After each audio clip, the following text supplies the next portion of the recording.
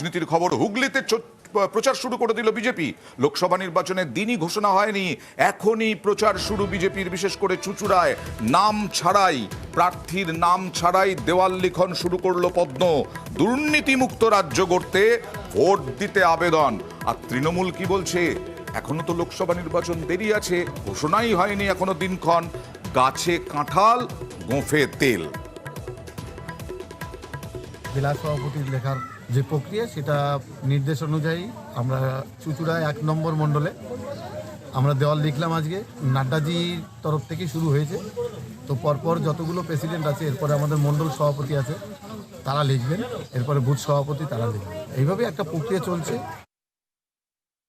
গাছে কাঁঠাল ঘটেছে, প্রার্থীর খোঁজ নেই, দেয়াল লিখছে। মোদি এবং শাহ দুর্নীতির তো হেডমাস্টার, ওরা যতই লিখুক কাউন্টিং এ 42-এ 42। আমরা যখন নামবো তখন দেখবেন মার্কেটে কেউ নেই। 22শে জানুয়ারিতে অযোধ্যা রাম মন্দির একদম উদ্বোধন, তার সঙ্গে রামলালার প্রাণ প্রতিষ্ঠা। এদিকে শুভেন্দু অধিকারী ইতিমধ্যেই গান্ধীগিরি শুরু করে দিলেন। যে সমস্ত এলাকায় বিজেপি হেরে গেছে, সেই সমস্ত এলাকায়, পঞ্চায়েত এলাকায় অনুষ্ঠানের জন্য টাকা দিতে শুরু করলেন শুভেন্দু অধিকারী, বিরোধী দলনেতা। দেখুন।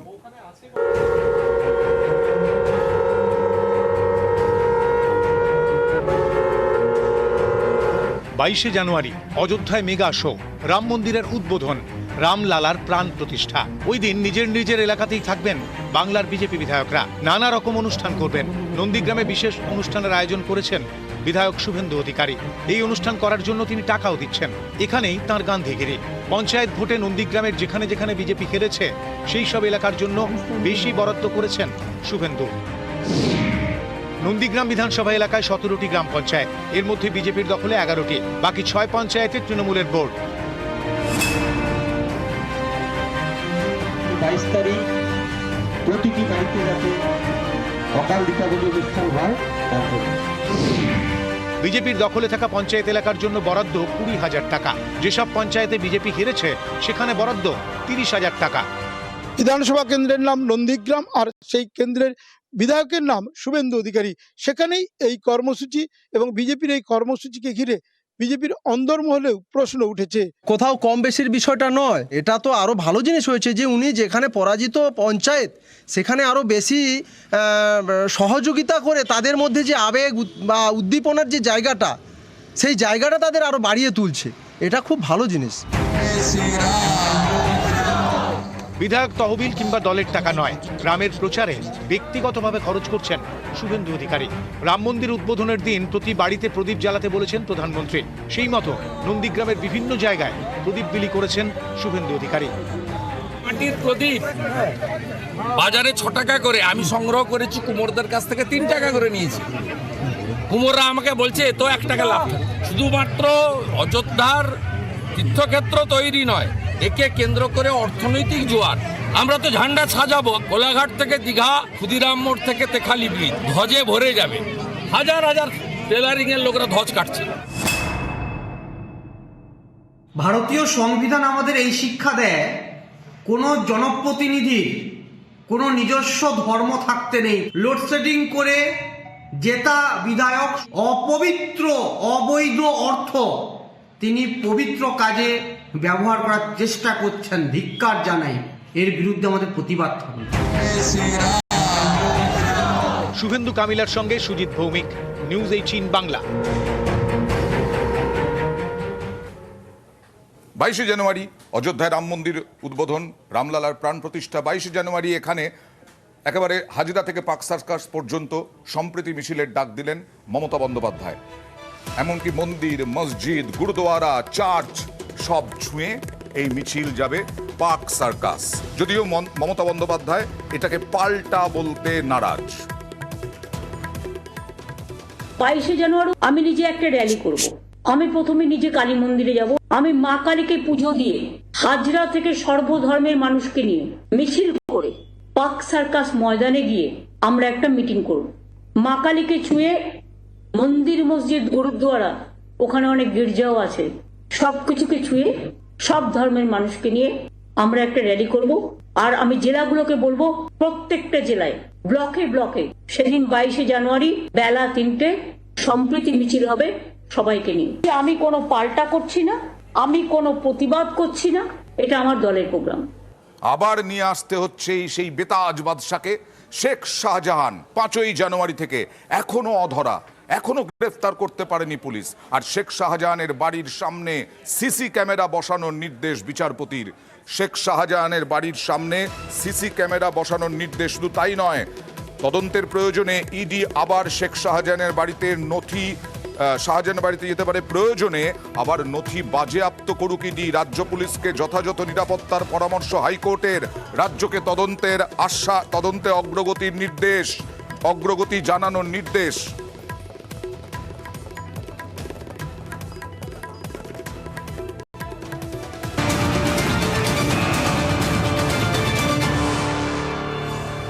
গতকালই আবেদন করেছিলেন, তিনি কিছু বলতে চান হাইকোর্টে।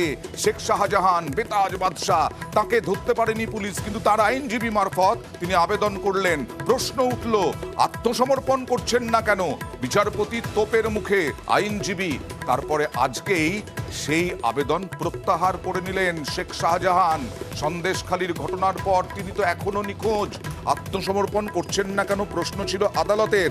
তারপর আজ প্রশ্ন উঠছে, চাপে পড়েই, ভয় পেয়েই, বিপদ বুঝেই তিনি কি আবেদন প্রত্যাহার করলেন?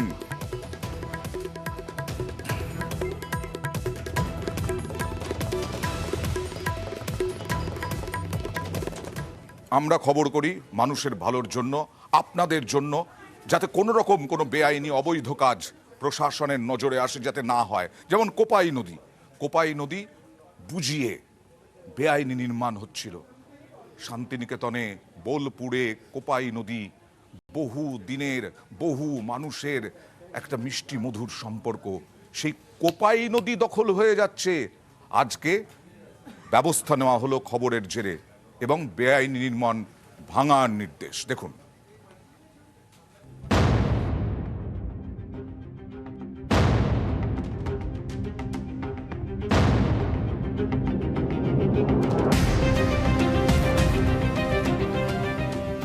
বীরভূমের কোপাই, এর নদী ঘিরে রয়েছে হাজারো আবেগ। সেই কোপাই দখল করে তৈরি হচ্ছে নির্মাণ।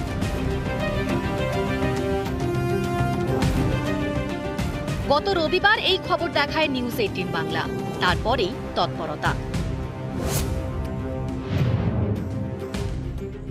যেখানে বেআইনি নির্মাণ হচ্ছে সেই এলাকায় যান বীরভূমের ভূমি ও ভূমি রাজস্ব আধিকারিক।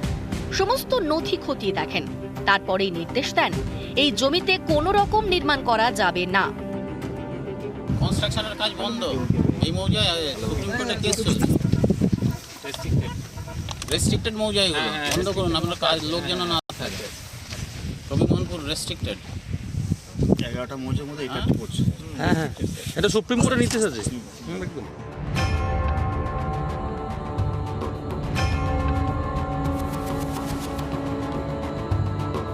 উত্তর 24 পরগনাতেও নদীর চরে বেআইনি নির্মাণ। দেগঙ্গার বেলিয়াঘাটার পাশ দিয়ে বয়ে গিয়েছে বিদ্যাধরী নদী। অভিযোগ, এই নদীর চর বিক্রি হয়ে যাচ্ছে। জমি কিনে সেখানেই তৈরি হচ্ছে একের পর এক বাড়ি। বেআইনি নির্মাণের জেরে গতি হারাচ্ছে বিদ্যাধরী। গত রবিবার এই খবরও দেখায় নিউজ 18 বাংলা। সেই খবরের জেরে তৎপরতা।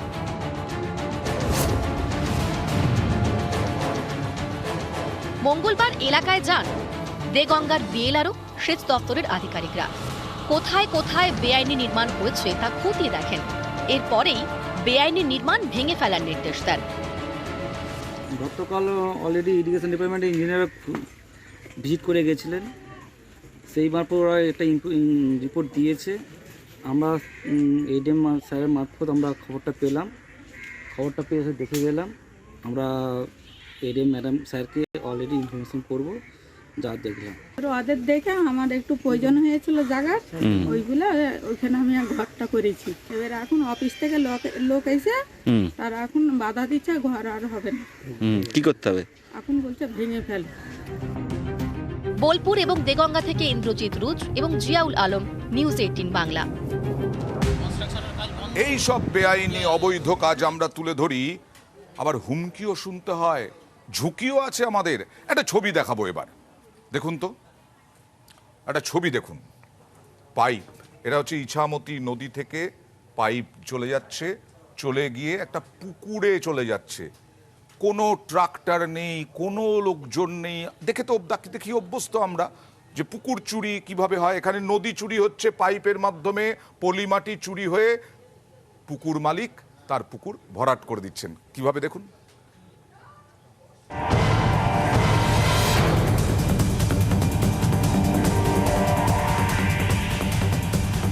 দিনে দুপুরে ভরাট হচ্ছে পুকুর, তবে গাড়ি কিংবা আর্থ মুভার দিয়ে পুকুরে মাটি ফেলা হচ্ছে না।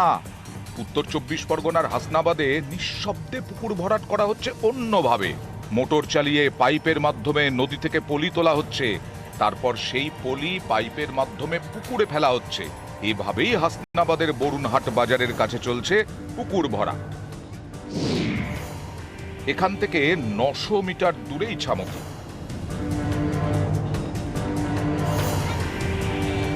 মোটর চালিয়ে নদী থেকে পলি তোলা হচ্ছে, তারপর পাইপের মাধ্যমে ভেড়ি জঙ্গলের মধ্যে দিয়ে নদী থেকে তোলা পলি ফেলা হচ্ছে পুকুরে। এভাবেই ভরাট করা হচ্ছে পুকুর। দিনে দুপুরে পুকুর ভরাটের মতো বেআইনি কাজ হচ্ছে। অভিযোগের আঙুল স্থানীয় তৃণমূল নেতার দিকে। এ খবর দেখাতে আসরে নেমে পড়েন নেতার সহযোগী। খবর বন্ধ করতে নিউজ 18 বাংলার প্রতিনিধিকে ফোন করে হুমকিও দেন। ওই বরুণাটে এসেছিলে না, একটা ভিডিও করছিলে, ওই আমার ওই মেশিন কাজ করে ওখানে, তো বললে ভিডিওটা ছাড়লি আর একদম কেসার লেগে যাবে কোনি, সেই বিষয়ে একটু কথা বলবো। এমনি ওটা একটা সরকারি এমনি জায়গার হচ্ছে সাইড দিয়ে ড্রেন হবে, তার জন্য ওটা করা হচ্ছে। তুমি তো ভিডিওটা এক্ষুনি ছাড়ার দরকার নেই, একটু দেখা করি তারপর যেটা করলে হয় করো। এই পুকুরের মালিক নারুগোপাল হরি, বরুণহাটের তৃণমূল অঞ্চল সভাপতি। স্থানীয়দের দাবি দীর্ঘদিন ধরে তিনি এই পুকুর ভরাট করছেন। পুকুর ভরাট করে অনেক জায়গা বিক্রিও করে দিয়েছেন। এই পুকুরটা যে মালিকের, তিনি এই নদী থেকে বালি এনে ভরাট করছে, ভরাট করে প্লটে প্লটে বিক্রি করেছে। এই রাস্তার ধরে এগুলো বিক্রি হয়ে গেছে শুনলাম। হ্যাঁ, নদী থেকে বালি আনছিস তো, ওই পাইপে আনতে দেবো। বেআইনি তো আমরা কি বলবো বলুন দি, আমাদের কি বলার আছে, আমরা কি করবো? যার পুকুর সে ভরাট করতেছে। কত লোক মানুষ এর উপরে নির্ভর করতো, অনেক লোক মাছ টাছ ধরতো, অনেক কিছু।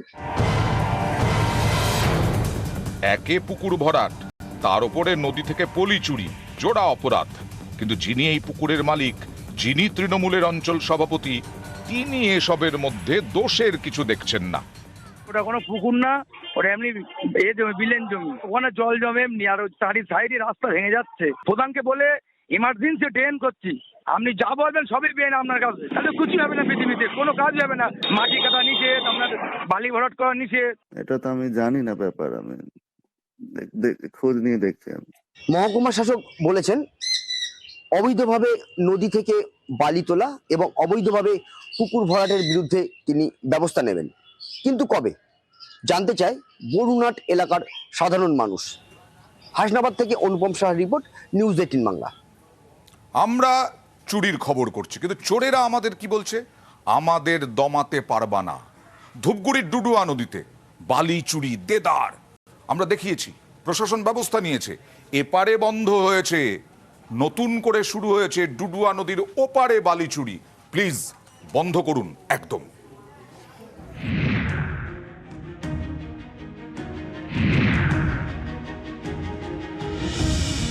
জলপাইগুড়ির ধূপগুড়ি গাদং 1 নম্বর গ্রাম পঞ্চায়েত। এখানকার কাজীপাড়ার পাশ দিয়ে বয়ে গিয়েছে ডুডুয়া নদী। এই নদী থেকেই দিনে দুপুরে বালি চুরি, একটার পর একটা ট্রাক্টরে বালি তুলে পাচার হয়ে যাচ্ছে। এর জেরে ভাঙছে নদী পাড়, আতঙ্কে ডুডুয়া পাড়ের বাসিন্দারা। সম্প্রতি এই খবর দেখায় নিউজ 18 বাংলা, তারপরেই তৎপরতা।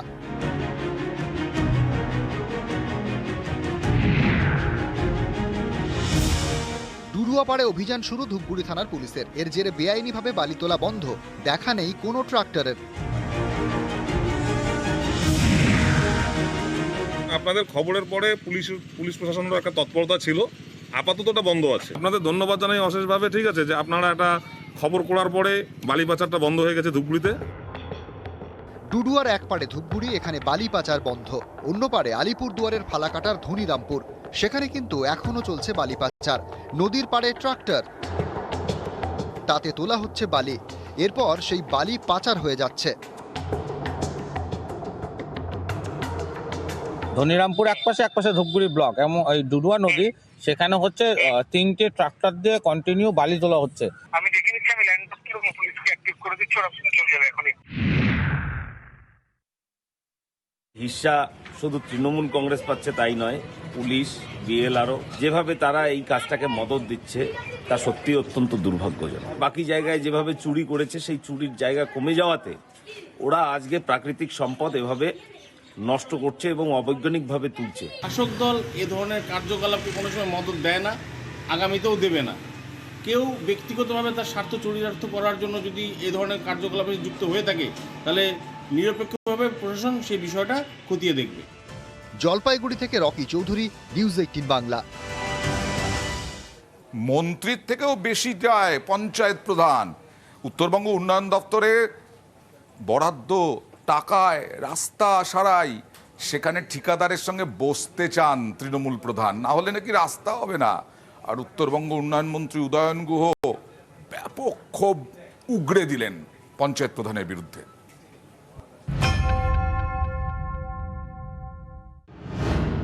প্রধানের দল করতে হবে না, প্রধানের কাজ আটকালে পরে প্রধান বুঝতে পারবে যে কত ধানে কত চাল।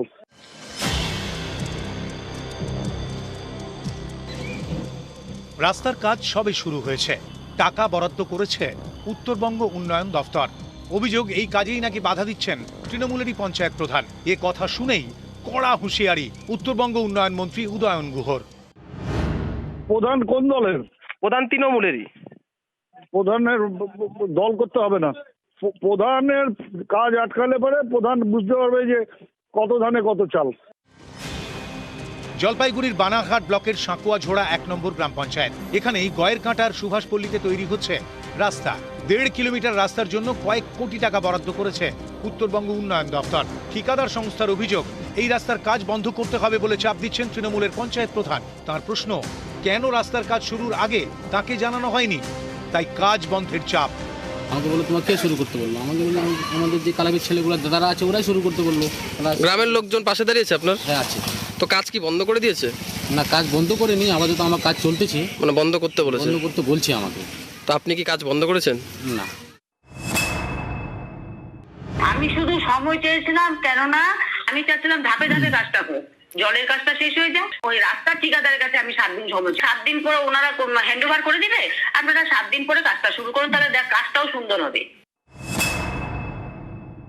সাঁকুয়াঝোড়া 1 নং অঞ্চলে অরাজকতা চলছে, নিশ্চয়ই কাটমানির গন্ধ আছে, হয়তো প্রধান সামিল হয়নি, তাই প্রধান কাজ আটকে দিয়েছেন। হয়তো ভেতরে ভেতরে রফা হবে আর আবার নিম্নমানের কাজ হবে। জলপাইগুড়ি থেকে রকি চৌধুরী, নিউজ 18 বাংলা। এবার একটা স্টেশনের ছবি দেখাবো, গুরুত্বপূর্ণ লাইন কিন্তু, হাওড়া থেকে দীঘা রুটে দেশপ্রাণ স্টেশন, সেখানে নেই রাজ্য। দেখুন,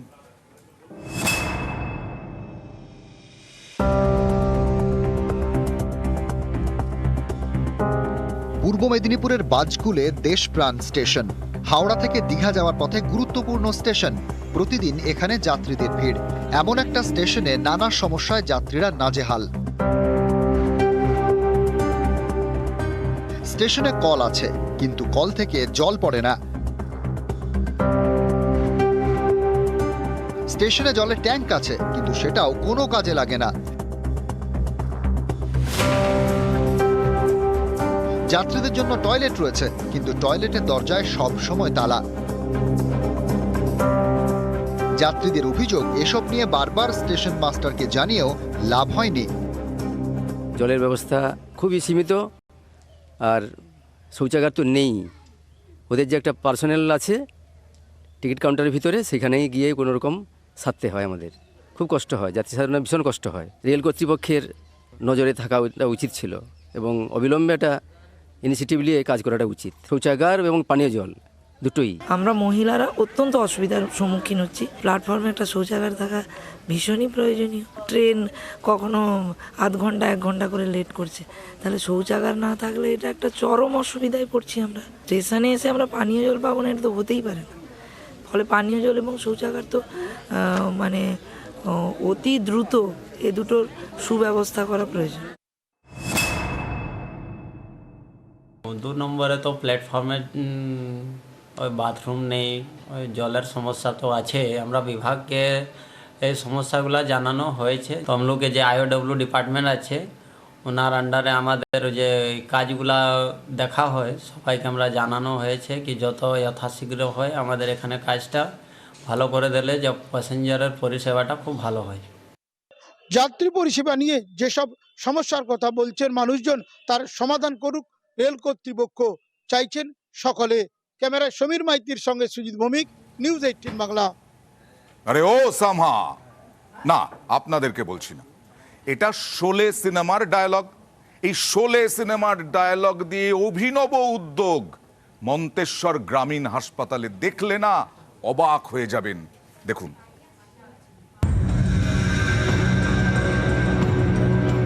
কিতনে আদমি থে, শোলে সিনেমার বিখ্যাত ডায়লগ। এই সিনেমায় আরেকটি ডায়লগও বিখ্যাত। সম্ভার কাছে গব্বর জানতে চাইছে তাকে ধরতে পারলে সরকার কত টাকা পুরস্কার দেবে। সরকার কিতনা ইনাম রাখা হ্যাম পর। ধূমপান রুখতে এই দ্বিতীয় ডায়লগকে অস্ত্র করেছে পূর্ব বর্ধমানের সরকারি স্বাস্থ্যকেন্দ্র। পোস্টারে লেখা, আরে ও সম্ভা, হাসপাতাল চত্বরে ধূমপান করলে সরকার কত টাকা জরিমানা রেখেছে। সম্ভার উত্তরও লেখা আছে পোস্টারে, পুরো 200 টাকা সর্দার।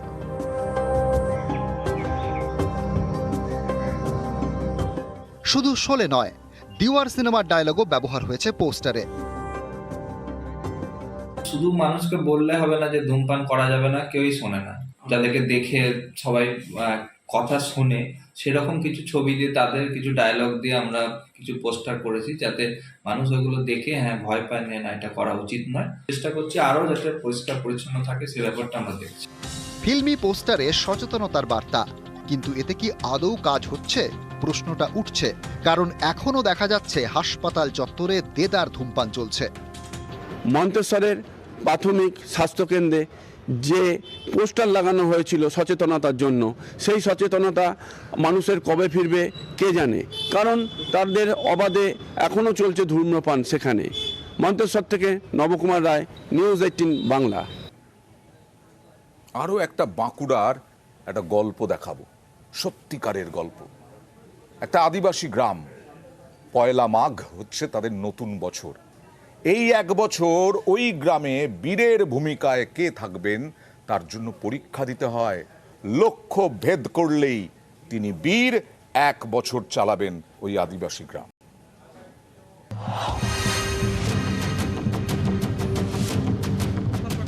হাতে তীর ধনুক, সামনে টার্গেট। যিনি আগে লক্ষ্যভেদ করবেন তিনিই পাবেন বীরের মর্যাদা। আগামী 1 বছরের জন্য তিনিই হবেন আদিবাসী গ্রামের বীর। মকর সংক্রান্তি আদিবাসীদের ক্যালেন্ডারে বছরের শেষ দিন, পরদিনই নতুন বছর। আদিবাসীদের রীতি অনুযায়ী নতুন বছরে গ্রামের বীরকে বেছে নেওয়া হয়। এর জন্য বছরের শেষ দিন এবং নতুন বছরে আদিবাসীদের গ্রামে গ্রামে হয় ভেজা বিন্দা। সেরা তীরন্দাজ হওয়ার পরীক্ষা, হাতে তীরধনুক, এরপর লক্ষ্যভেদের চেষ্টা।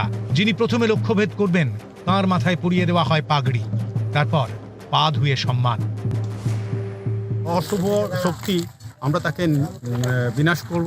মকর সংক্রান্তিতে এই ভেজাবিন্দা আমাদের একটা বিশাল সাংস্কৃতিক উৎসব। শিকারের মাধ্যমে আমাদের সংস্কৃতিটাকে বাঁচিয়ে রাখা। 1 বছরের জন্য একটা গ্রামের শ্রেষ্ঠ বীরকে নির্বাচন করা হয় এবং তার সাথে সাথে আমাদের আদিবাসীদের মধ্যে বিভিন্ন রকমের শত্রু, সেই শত্রু নিধন, তাই হচ্ছে আমাদের উদ্দেশ্য।